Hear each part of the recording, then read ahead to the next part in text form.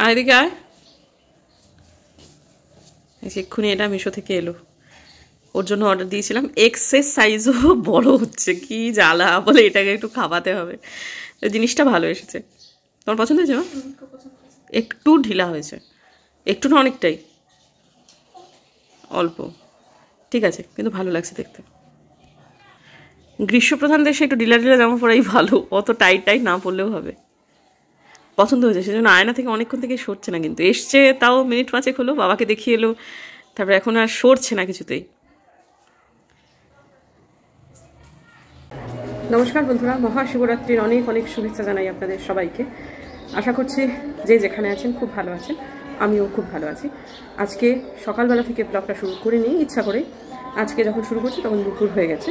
আমি স্নান করে এখন যেহেতু পুজো করতে যাব, পুজো দিতে যাব এবং পুজো করব, প্রথমে ঘরে শিবকে দেবো উপর নিচ মিলিয়ে, তারপরে আমি পাশের মন্দিরটাতে যাবো একটু জল দিতে। ভাবলাম আজকে ব্লগটা যেহেতু খুবই স্পেশাল, মানে দিনটি ভীষণ স্পেশাল, আমি কতদূর স্পেশাল করে উদযাপন করব সেটা আমার জানি না এখনও, সেটা ঈশ্বর যেদিকে চালনা করবেন আমাকে, আমি সেদিকেই যাব। কিন্তু যেহেতু দিনটা ভীষণ স্পেশাল, আমার মনে হলো আজকের দিনটা আমি পুজো দিয়েই শুরু করি, সেটাই বোধহয় ভালো। প্রসঙ্গত উল্লেখ্য, কালকে আমি একটা কমিউনিটি পোস্ট দিয়েছিলাম, সমস্ত নেতিবাচকতা থেকে আজকে রাতটায় নিজেদের মুক্ত রাখুন। কোনোরকম পারিবারিক কলহ, খারাপ কন্টেন্ট দেখা, খুব হিংস্র কোনো কিছু দেখা, এগুলো থেকে নিজেকে বিরত রাখুন অন্তত আজকের দিনের জন্য, আজকে রাতটার জন্য। তারপরে সে অর্থে বলতে গেলে সব কিছু থেকে নিজেদের সরিয়ে নিয়ে নিজের ভেতরে একটাখানা মেডিটেশনের মতো করে একটু করুন, চেষ্টা করুন নিজের মধ্যে ইতিবাচকতা আনতে এবং একটা তরঙ্গ তৈরি করার চেষ্টা করুন। তো সেটাই আমি কালকে রাত ধরে করেছি, সারা রাত ধরে, এবং অনেক রাত পর্যন্ত আমি সেরকমের মধ্যেই ছিলাম। যদিও আমি ভিডিওটা এডিট করে সবটুকু কমপ্লিট করে রেখেছিলাম, সেটা করতে করতে আমার প্রায় বেজে গেছিলো 1টা, তারপরে আমি স্টার্ট করেছি এবং আমার সেটা শেষ হয়েছে প্রায় 3:30-র সময়, যার ফলে আজকে সকালবেলায় উঠতে আমার খুব কষ্ট হচ্ছিল। উঠিও নি, আমার হাজব্যান্ডও আমার সাথে করেছে কিছুটা, অতটা সময় সে থাকেনি, তা কিছুটা সময় সে করে দিয়ে চলে গেছে, তারপর সে শুতে চলে গেছে। তো সকালবেলায় উঠে আমার ঠিক অভ্যাস বসে 6:30টার সময় চোখটা খুলে গেছে, কিন্তু তখন আমি দেখলাম আমার হাজব্যান্ড তখনও ঘুমোচ্ছে। আর ও যেহেতু আজকে ওর ছুটি, ও আগের দিনই কালকেই আমাকে বলেছিল তুই যখন হাঁটতে যাবে তখন কিন্তু আমাকে নিয়ে যেও। তোকে আমি ডাকলাম, ও আজকে যেতে রাজি হলো না। আমি একবার ভাবছিলাম একা একাই যাবো, পর আমি ভেবে দেখলাম আমারও শরীরটা খারাপ করছে, মাথাটা দিক দিক করছে, পরে আমি আবার শুয়ে পড়েছি। যার ফলে আজকে সেই হাঁটাটা পিছিয়ে গেল সন্ধ্যেবেলাতে। তবে হাঁটবো তো আজকে আমি বটেই, তবে সন্ধ্যেবেলায় একটাই ব্যাপার, যেমন হাজব্যান্ড বেরোতে পারবেন না, তার কিছু কাজ রয়েছে, যার ফলে আমি একাই যাব। তো যাই হোক, আপাতত এখন চলুন পুজো করতে যাওয়া যাক। আজকে শিবরাত্রির স্পেশাল আমাদের বাড়িতে নলেন গুড়ের পায়েস। আহা হা হা, ক্যা বাত ক্যা বাত। দাদাকে আগে দাও। আর তুমি? দূর আমার আবার, তোমার আবার। হ্যাঁ।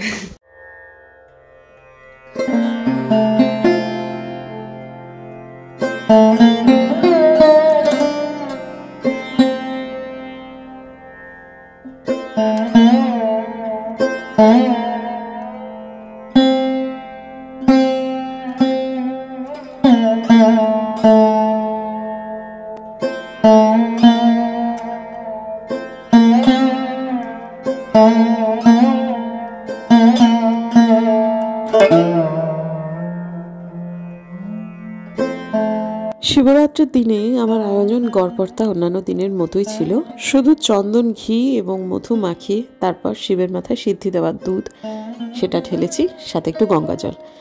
এছাড়া আর অতিরিক্ত কিছুই নয়, গোটা বেল নয়, আকন্দ ফুলের মালা নয়, শুধু ঘরেতে আমাদের বাগানেতে ফুটেছিল ধুত্র ফুল এবং প্রচুর নীল রঙের পিটুনিয়া আর গাছে বেলপাতা। শিব খুব অল্পেতেই তুষ্ট, তো মনটাই তো আসল, সেজন্য ঘরে যা ছিল আমি কেবলমাত্র সেটুকু দিয়েই মহাদেবের উপাসনা করেছি এবং আমি নিশ্চিতভাবে জানি মহাদেব তাতে একটুও রুষ্ট হননি, খুশিই হয়তো হয়েছেন। প্রার্থনার ভাগ ছিল আমার আজকে বেশি। আমি একটা জিনিস খুব বেশি করে উপলব্ধি করেছি, উপাচারের ভাগ যে পুজোয় খুব বেশি থাকে, সেই পুজোয় মনঃসংযোগের অধিকাংশই চলে যায় উপাচারের দিকে, উপাসনাটির ভাগ হয়ে যায় বড় কম। আমি সম্পূর্ণ জ্ঞানত আমার ঠাকুরের সামনেই রেখেছি মহাদেবের এই আসনটি। আমি তো সব কিছুর ভানে আমার ওই পরমহংসকেই পুজো করি, সে বজরংবলীর ভানেই হোক আর মহাদেবের ভানেই হোক। খুব সিম্পলভাবে যদি আমরা ঠাকুরকে যা আমাদের ঘরে আছে সেটা দিয়েই পুজো করি, যেমন আমাদের ঘরে আজকে বাজার নেই, ডাল এবং আলু আছে, কিন্তু আলু সেদ্ধ ভাত আর ডালই তো আমরা খাই, তেমনই সেটাও তাই হলো। আজকের দিনের পুজোটাকে বিশেষ উপাচারে জর্জরিত করতে চাইনি, যার ফলে বাজার যাওয়া যেতেই পারতাম, কোনো অসুবিধে ছিলই না, কিন্তু সেগুলো আমি কোনো কিছু করিনি। আমি আজকে প্রার্থনা করেছি অনেকটাই বেশি। আর এখন যাচ্ছি মন্দিরেতে। বাড়ির পাশেই একটা মন্দির আছে যেটা খুবই পপুলার। সেখানেই পপুলার এই অর্থে যে প্রচুর মানুষ এখানে আসেন, আর এই মন্দিরে ভালো, মানে আমার মা বলেন যে এই মন্দিরের মহাদেব কথা শোনেন।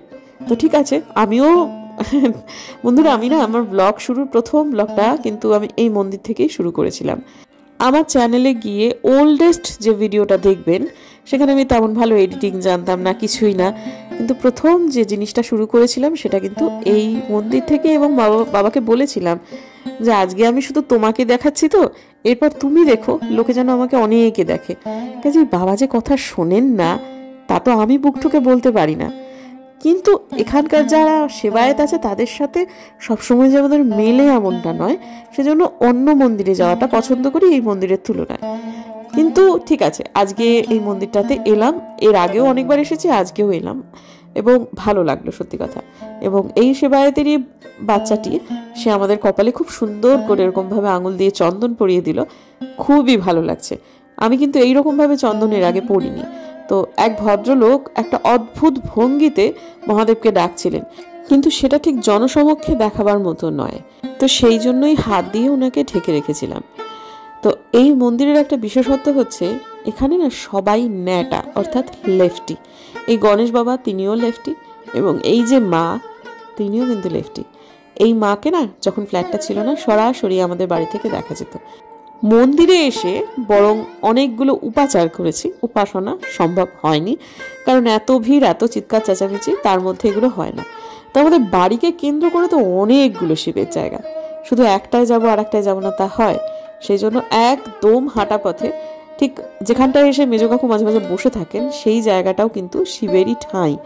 তো সেইখানটা পরিষ্কার পরিচ্ছন্ন রাখে। আপনারা পাপার বিয়েতে দেখবেন বিমলাদিকে, ওই বিমলাদি তথা তার পরিবার, তো এত সুন্দর পরিষ্কার পরিচ্ছন্ন করে রাখে এরা। তো সেইখানটাতেও কিন্তু যখন সময় ছিল তখন প্রচুর ভিড় ছিল, তো সেই ভিড় এখন আর নেই। তো আমরা একটু এলাম প্রণাম করতে। তবে আলপনা দি না ক্যামেরাটা ধরতে মোটেই পারে না। এই সময়টা আমি প্রণাম করছি বা মানে যা হোক কিছু সামান্য হলে উপাচার করছি, সেটা ভিডিও করেছিল, কিন্তু ক্যামেরার সামনে আঙুল চলে এসেছিল, জন্য ক্লিপিংটা মানে আমাকে ডিলিট করে দিতে হলো। তো ঠিক আছে, অসুবিধা নেই। তো যাই হোক, এখন এই জায়গাটা আমার খুবই পছন্দের। শুধু এই গাছটা বা এই ঠাঁইটাকে কেন্দ্র করে যে সমস্ত মানুষেরা বসে থাকে তারা খুব একটা পছন্দের নয়, বা তাদের কার্যকলাপ পছন্দের নয়, সেই জন্য আমি খুব একটা এখানে আসি না। কিন্তু আমার এই ধরনের বড় বড় গাছতলা বা তার নিচে দেবতার ঠাঁই খুবই পছন্দের। আমি না এই মাহলটাতেই তো বড় হয়েছি ছোটবেলা থেকে। আমাদের বাড়ির পুটিমারি বাড়ির আশপাশে এইরকম জায়গা অনেক ছিল, এখন আর নেই। কাজেই এই জায়গাটা এলে আমার ছোটবেলার সেই সমস্ত ঠাকুর বাড়ির কথা মনে পড়ে। এই চলছে জানেন তো, ঠিক 1 ঘন্টা ধরে সারাটা দিন, কালকে আজকে মিলিয়ে শিবরাত্রির জন্য চললো। এখন দেখুন এটা একটা বিয়ে, মানে আর পাগল হয়ে যাচ্ছি আমরা সবাই। নিচে মেজো কাকা শ্বশুর অসুস্থ, তারপর টুকুরের পরীক্ষা, এখন এই তো চলছে। কতক্ষণে বন্ধ হবে জানি না, অনেকক্ষণ পরে। বাপরে বাপ, কত শান্তি! না এদিকে গান বাজছে না এদিকে গান বাজছে, শান্তি। আজকে মেজো কাকা রাস্তায় হাঁটতে গিয়ে পড়ে গেছেন মাথা ধরে। তো যখন বেরিয়েছিলেন আমরা কেউ দেখিনি, তারপরেতে পথচারীদের মধ্যে কেউ ধরে ধরে ওনাকে ওই পাশে যে উল্টো দিকে যে রেলিংটা ওখানটায় বসিয়েছিলেন। বসানোর পরে তারপর ওরা কলিং বেল বাজায়, আমরা এদিক ওদিকে ছিলাম, বাড়িতেই ছিলাম, কিন্তু উনি যে কখন টুক করে বেরিয়ে গেছেন সেটা আসলে আমরা বুঝতে পারিনি। তা যাই হোক, তারপর বুম্বাদা গিয়ে আবার নিয়ে আসে। তো তারপরে যেটা হয় যে অনেক বড় একটা পরিকল্পনায় পরিবর্তন হয়। আমাদের টুকুরের পরীক্ষাটা হয়ে যাওয়ার পরই বেড়াতে যাওয়ার কথা ছিল। 90% নিশ্চিত ছিলাম আমরা যে আমরা পুরী যাব, এবং আমরা সবাই মিলে যাব, অর্থাৎ 5 জনেই যাব। কিন্তু এখন পরিস্থিতিটা এটাই হয়। তারপর ওষুধ ডাক্তারের কাছে নিয়ে যাওয়া হয়, ডাক্তার কিছু ওষুধের পরিমার্জন করে দেন এবং বলেন যে একটা ওষুধ পুরোপুরি বর্জন করতে, প্রেশারের একটা ওষুধ। তো আসলে উনি সোনারপুরে যেরকমভাবে ডাক্তার দেখিয়েছিলেন এখানেও ডাক্তার দেখানো হয়েছে, তাতে কিছু ওষুধ হয় না। এই বয়সে এটা কিন্তু হয় জানেন তো। আমি এই জন্যই আমার মায়ের যিনি ডাক্তার তার উপরে দিয়ে শিলিগুড়িতে এসে কোনো ডাক্তার দেখিয়ে ওষুধের খোলনামটা চেঞ্জ করতে চাই না, ওইভাবে শরীর তৈরি হয়ে যায় বা অ্যাডজাস্ট করে নেয়। এখন এই বয়সে আমি একটা জিনিস বুঝতে পেরেছি যে বেঁচে থাকার জন্য না মানে এক্সট্রাঅর্ডিনারি সাংঘাতিক ভালো ডাক্তারের প্রয়োজন নেই। ডাক্তার তিনি প্রথিতযশা মানুষ, নিজের পেশা সম্পর্কে ওয়াকিবহাল, এরকম কোনো মানে সজ্জন মানুষ যিনি যার হাত যশ ভালো, এরকম কোনো মানুষের দরকার। যিনি শিলিগুড়িতে দেখেন তিনি অত্যন্ত ভালো ডাক্তার, কিন্তু তিনি তো আগাগোড়াই এই 81 বছর বয়সে এসে ওনার ট্রিটমেন্ট শুরু করলেন। আর আগে যিনি সোনারপুরে ডাক্তার তিনি তো ওনাকে আগাগোড়াই দেখে এসছেন, তাই না? তো যাই হোক, ঠিক আছে, সামান্য একটু এদিক ওদিক হয়েছে, কিছু চেঞ্জ হয়ে গেছে ওষুধের। আবার বিকেলবেলায় দেখিয়ে নিয়ে আসা হয়েছে ওনাকে, ছোটো কাকা নিয়ে গিয়েছিলেন। তো তারপরেতে এখন যেটা হয়েছে, আমার শ্বশুরমশাই বলে দিলেন যে না, আমরা এই নড়বড়ের শরীর নিয়ে বাণীকে আমি নিয়ে যাব না, বাণীকে আমি রেখেও যাব না। তোমরা তোমাদের মতো ঘুরে এসো, আমাদের মতো এই দুই বুড়োকে নিয়ে ঘাড়ে করে তোমাদের ঘোরা ভালো হবে না। তো আমাদের এত মনটা খারাপ হয়ে গেল, সবাই মিলে ঘুরতে যাব সেই একটা আনন্দে মশগুল ছিলাম। মা যেতে চাননি, তাই মাকে নেওয়া যাবে না, কিন্তু দুজনেই যাবেন বলেছিলেন, কিন্তু সেটা বন্ধ হয়ে গেল। আর ওখান থেকে ফেরত আসার পরে, মানে পুরী থেকে ফেরত আসার পরে আমার শ্বশুরমশাইয়ের খুব ইচ্ছে ছিল আসানসোল যাবেন, কারণ আমার শাশুড়ি মায়ের দুই বোন, বড় মামাই ডেকেছে আসলে, মানে দুই মামা দুই মাসি আসবেন, আমার শ্বশুরমশাইকেও ডেকেছিলেন, কিন্তু উনি সেখানেও যাবেন না বলে সিদ্ধান্ত নিয়েছেন। কারণ ওই সময়টায় তিনি ঠিক করেছিলেন যে পুরীতে আমরা সবাই গেলেও, আমরা যখন এখানে আসবো তখন মেজো কাকা এখানে থাকলেও উনি যেতে পারবেন, কারণ আমরা বাড়িতে আসি তখন। কিন্তু এখন বলছেন যে না, আমি বাণীকে রেখেও যাব না, আমি বাণীকে ছেড়েও যাব না, এই অবস্থায়। তো দেখি, এখন মনটা খুবই খারাপ হয়ে গেছে আমাদের প্রত্যেকের সাথে, টুপুরের তো বটেই। এখন সব প্ল্যান গণ্ডগোল হয়ে গেল।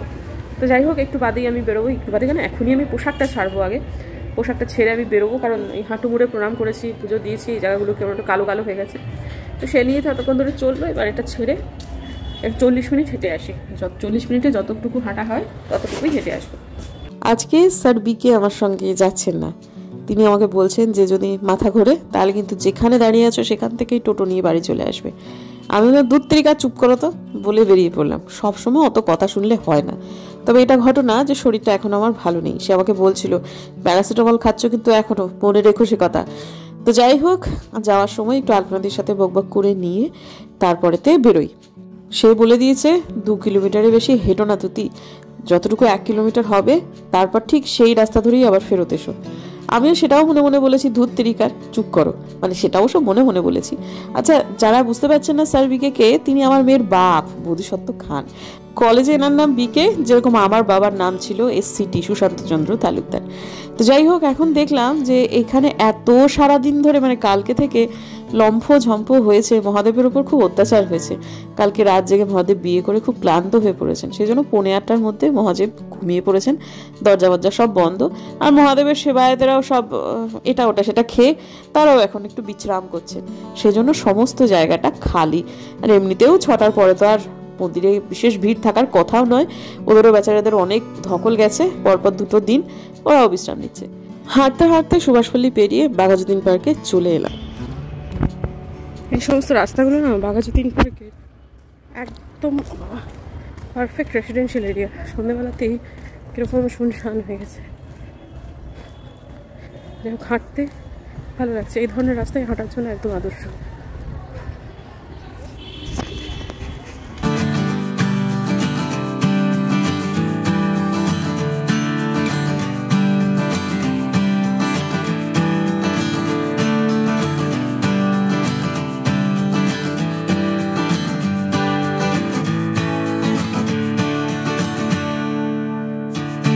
হাঁটছিলাম অতটা বোধ হচ্ছিল না, পুরো 2.5 কিলোমিটারও হাঁটা হলো না, 2.42 কিলোমিটার হাঁটা হলো। কিন্তু এই যে এসে বসলাম, এবার মাথাটা ঘোরা শুরু হলো। মাথা ঠিকই বলেছে, কটা দিন পর থেকে আবার 4 কিলোমিটার হাঁটা, তার আগে না। আজকে আমার ব্লগ শুরু হওয়া এবং শেষ হওয়ার মধ্যে সময়ের ব্যবধান খুব একটা নেই। মানে অন্যদিন যেটা হয় যে সকাল থেকে শুরু হয়, একদম মানে রাতে শুতে যাওয়ার আগে পর্যন্ত শেষ হয়। আজকে অতক্ষণ ধরে আমি ব্লগ করিনি, যে ব্লগটা হয়তো বা অন্যদিনের তুলনায়, আমি জানি না এডিট করার পর কতটুকু দাঁড়াবে, কিন্তু আমার মনে হচ্ছে যে একটু ছোটো হলো, হতেই পারে এক আধ দিন। আচ্ছা, আগের দিনের ব্লগেতে ফ্ল্যাট পরিষ্কার করার ব্লগে বা তারও 2-1টা আগে ব্লগে থেকে দেখছি আমার যবে থেকে শরীরটা খারাপ শুরু হয়েছে, অনেকেই আমার শরীর খারাপ ব্যাপারটাকে একেবারেই পছন্দ করছেন না। কেউ মন্তব্য করছেন যে আমি নিয়মিত কোনো কিছুই ধরে রাখতে পারি না, কেউ মন্তব্য করেছেন যে তুমি শরীর খারাপের কথা বারবার বলবে না, আমাদের শুনতে ভালো লাগে না। কেউ আবার লিখেছেন যে তুমি ফ্ল্যাট পরিষ্কার করছো বাবা, তোমার তো আবার শরীর ব্যথা করবে। বিশ্বাস করুন আমার মেয়েটার বোর্ড চলছে না, আমার এই সময়টায় কোনো কিছুই মানে এভাবে পড়ে থাকতে বা বলুন যাই বলুন একদমই ভালো লাগছে। তার উপরে আপনাদের এই বাঁকাচোরা মন্তব্য একটা হয়তো বা ভেতরে ভেতরে একটা আত্মসুখ অনুভব করছেন আপনারা যে বাহ এই তো সফল হয়ে গেলাম, কিন্তু বিষয়টা খুব একটা সুখকর নয় এইটুকুই। মানে দীর্ঘমেয়াদীভাবে যদি আপনাদের কথাই বলতে যাই তাহলে ঠিক আছে, সেটা অত ডিটেলে যাচ্ছি না, কিন্তু এইটুকু আমি বলতে পারি যে আমার নিজের বাচ্চার পরীক্ষা চলছে, আমি নিজেও এই সময়টা পড়ে থাকতে আমার একেবারেই ভালো লাগছে না। সেই জন্য আমি চেষ্টা করছি ছেড়ে উঠে দাঁড়ানোর, কিন্তু ভেতরে ভেতরে শরীরটা খারাপ যে রয়েছে সেটা তো আর কেউ অস্বীকার করতে পারে না। তবে এটা ঘটনা আমার মেয়ে এবং ওর বরেরও হয়েছিল, ওদের তুলনায় এই মুহূর্তে সৌভাগ্যক্রমে আমি একটু বেশি ভুগছি। এই সময় যদি সব থেকে বেশি আমার মেয়ে ভুগতো তাহলে খুব অসুবিধা হয়ে যেত। আমার বর, তাকে বেরোতে হয়, সেটাও ঝামেলা হয়ে যেত। আমি বাড়িতে আছি, তুলনামূলকভাবে ঈশ্বর যে আমাকে একটু বেশি ভোগ দিয়েছেন সেই জন্য আমি ঈশ্বরের কাছে কৃতজ্ঞ। আর দ্বিতীয়ত একটা মন্তব্য, তুমি আবার ঘর ছাড়ছো, তোমার গায়ে ব্যথা করবে না, মানে ব্যাপারটা দেখুন, কাজের লোককে চালাতে আপনি তখনই পারবেন যখন আপনি কাজটা ঠিকঠাক জানবেন। আপনার নাকের ডগা দিয়ে তারা ফাঁকিবাজি করে যেতে পারবে তখন যখন তারা বুঝতে পারবে যে কাজটা আপনি তাদের ছাড়া চলবে না। মানে যখন নিচে রান্না হতো তখন তো ঠিক আছে, কিন্তু যখন ওপরে আমার রান্নাঘরটা আলাদা হলো, কিন্তু আমি অনেকদিন আমি নিজেই রান্না করেছি। ঘর চারটা ঘর মোছার জন্য হয়তো বা আমার একজনকে প্রয়োজন ছিল, আর এমনিতে রান্নার জন্য আমার সে অর্থে খুব একটা দরকার ছিল না। কিন্তু আমার মায়ের ব্যাপারটা ছিল যে মাকে যখন আমি এখানে নিয়ে আসার জন্য ব্যাপারটা ছিল, যেটা রান্নাঘরটা উপরে হওয়ার পর থেকে, তখন আমার মা আমি রান্না করছি এটা দেখতে খুব একটা পছন্দ করতেন না। তোমাদের লেখাপড়া শিখিয়েছি, এডুকেশন দিয়েছি, তুমি নিজে সারাক্ষণ তুমি রান্নার ঘরে করবে। আর তখন আমার চাকরিটা ছাড়া হয়েছে, সেই চাকরি ছাড়াতে মা খুব একটা খুশিও ছিলেন না। আর 2 নম্বর কথা হচ্ছে মা ইউটিউবের ব্যাপারটা তখন মোটে বুঝতেও অতটা পারতেন না। সেই সময়টাতে না মাকে খুশি করবার জন্যই আমি যখন মা থাকতেন শুধু সেই সময়টাতে দিন প্রতি টাকা দিয়ে কাজের লোক রাখতাম, যারা পুরনো বন্ধু তারা এটা জানবেন, মানে রান্নার লোক। তো মা একবার এরকম এসে গেল, দিন প্রতি টাকা দিয়ে রাখা হলো, তারপর সে মা চলে গেল, সে কাজের লোকে চলে গেলো, আবার আমি যথারীতি রান্না নিজেদের 3 জনের রান্না এমন কিছু না করতে শুরু করে দিলাম। তারপরে আবার বেশ অনেক দিন পরে, অনেক মাস পরে মার আবার আসা শুরু হলো, তখন মিনামাসিকে আমি দিন প্রতি কাজের জন্যই রেখেছিলাম। কিন্তু মানুষটি কাজ করতে করতে আমি বুঝতে পারি খুবই ভালো মানুষ, মানুষটাকে আমাদের খুব ভালো লেগে যায়। তখন আমি তাকে পার্মানেন্টলি বহাল করি। আমার মাও বারে বারে বলছিল যে মিনাকে তুই রেখে দে। আপনারা উল্টো দিক থেকে মানুষটাকে ক্যামেরার মাধ্যমে দেখছেন তো, আমি তো 2 বছর হলো দেখছি। খুব ভালো মানুষ, জানেন, খুব মায়াবী মানুষ। সামনাসামনি দেখলে আরও বেশি করে বুঝতে পারবেন। তো এইরকম একজন মানুষ যার কাজের প্রয়োজন, এই বয়সে কোমর পড়ে গেছে, তাও একটা মানুষ একটা লোকের বাড়িতে কাজ করতে আসে। অন্য যে বাড়িগুলো কাজ করে সেগুলোতে ঘর ঝাড়তে বা ঘর মোছার কাজ করে, ওনার না একটা রান্নার দরকার ছিল, রান্নার কাজের দরকার ছিল। এত সুন্দর রান্না করে, কিন্তু বাকি যে আরও 2টো বাড়ি বা 3টে বাড়ি, তাতে কিন্তু সে ঘর ঝাড়তে ঘর মোছার কাজ করে। এখন তো সব মিলিয়ে 5 বাড়ি কাজ করে, 2টো বাড়িতে রান্না করে। রান্নাতে তো টাকাটাও একটু বেশি। ওনার দরকার ছিল আমাদের বাড়িটা, আমারও ওনাকে খুব ভালো লেগেছে। আর উনি আসায় আমার একটু সুবিধে হয়েছে, এটা ঘটনা। আর একটা কথা বলি, এই কাজের লোকের প্রসঙ্গে বলি, আমি যেরকমভাবে বড় হয় বন্ধুরা, আমরা সবসময় দেখেছি মাকে কাজের জন্য সাহায্য করার জন্য লোক থাকতো। মা চাকরি করতেন তো, মায়ের লোক থাকতো, কাজে আমরা তো ওটা দেখেই বড় হয়েছি। আর তাছাড়াও বোধিসত্ত্ববাবুও, আমি জাস্ট একটা এক্সাম্পল দিই, এদিকেরই আত্মীয়, মানে এর বোধিসত্ত্ববাবুদের দিকের আত্মীয়, একজন আত্মীয়া গর্ব করে এসে তিনি বলছেন যে তাদের বাড়িতে একটি পুজো হয়েছে, যে কোনো একটা পুজো আর কি। তো সেটা পুজোতে তিনি 50 জনের রান্না নিজে করেছেন। হ্যাঁ, খিচুড়ি, লাবড়া, পায়েস, সমস্ত কিছু তিনি নিজে করেছেন। 50 জনকে তার একটু বেশি কথা বলছেন। সেটা শুনে বোধিসত্ত্ববাবু খুব রেগে গেছিলেন যে তুমি 50 জনের রান্না একা করলে, এটা কোনো কথা হলো? মানে তোমার বাড়ির লোকে তোমাকে কিছু বললো না? মানে তার হাজবেন্ড বা সে আর কি, মানে তুমি এটা কেন করলে? এই ভদ্রলোক কিছুটা এই মানসিকতাই রাখেন। কাজেই আমি ওপরে ওই ঘরজাতে ঘর মোছার লোক যদি আমি নাও রাখতে চাই, উনি নিজেই সেটা আমাকে রাখতে বলবেন প্রথমত। আর আমি সেটা না রাখতে চাওয়ার কিছু নেইও, কারণ আমি ছোটবেলা থেকে দেখেছি মাকে সাহায্য করার জন্য লোক আছে। কিছু কিছু কাজ লোককে করিয়ে দিলে তাদের উপকার হয়, আমার উপকার হয়, ব্যাপারটা এটাই। কাজে এই যে কাজের লোক নিয়ে খোঁজা মারা অযথা, আর এখন আমার শরীরটা খারাপ সেসব নিয়ে মাঝে মাঝে একটু খারাপ লাগে। সবসময় তো মানুষের নেবার ক্ষমতাটা সমান থাকে না। শরীরটা যখন খারাপ লাগে তখন ওই আর কি, যেটা বললাম আর কি, হয়তো অন্য সময় হলে এই কথাগুলোকে আমি অতটা গুরুত্ব দিতাম না, কিন্তু এখন আমার শরীরটা খারাপ আছে, সেই জন্যই হয়তো এই কথাগুলো একটু লাগছে গায়ে আর কি। আজকের দিনের ব্লগটাকে শেষ করতে চাই। আমার রান্নাঘরের কাজটুকু হয়েছে, কিন্তু এখনও কিছু কাজকর্ম বাকি আছে আমার, সেগুলো সব সামলাই এবং সেটা ব্লগের আওতার বাইরেই থাকুক। ঠিক আছে, ঠিক আছে বন্ধুরা, দেখা হচ্ছে কালকে একটা নতুন ব্লগে। যদি আমার ভিডিও ভালো লাগে তাহলে সাবস্ক্রাইব করবেন, পাশের নোটিফিকেশন বেলটা অন করবেন, যাতে ভিডিও দিলেই নোটিফিকেশন চলে যায় আপনাদের কাছে। দেখা হচ্ছে আগামীকাল।